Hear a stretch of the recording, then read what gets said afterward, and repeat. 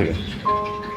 যখন উচ্চ মাধ্যমিক শেষ করে অনার্সে ভর্তি হওয়ার প্রস্তুতি নিচ্ছিলাম, অর্থাৎ আমার শহরে জীবন যখন শুরু হলো, আমার খুব কাছের একজন অভিভাবক আমাকে দুটো উপদেশ দিয়েছেন। প্রথমটি তিনি বলেছিলেন, জীবনে চলার পথে এমন মানুষের সাথে মিশবে যাদের কাছ থেকে তুমি শিখতে পারো, আবার এমন মানুষের সাথে চলবে যাদের জ্ঞানের লেভেল অন্তত তোমার লেভেলের, তোমার চেয়ে কম না।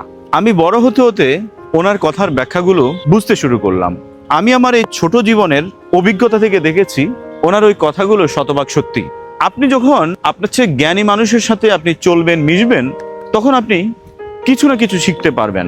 আবার আপনি যখন আপনার জ্ঞান লেভেল থেকে অনেক নিচে যারা চিন্তা করে, যাদের চিন্তা ভাবনা অনেক সংকীর্ণ, যারা খুব স্বার্থপর মানুষ, তাদের সাথে যখন আপনি মিশবেন, দেখবেন যে আপনিও একসময় তাদের মতো হয়ে যাবেন। সুতরাং জীবনে চলার ক্ষেত্রে কার সাথে চলছেন এটা খুবই জরুরি।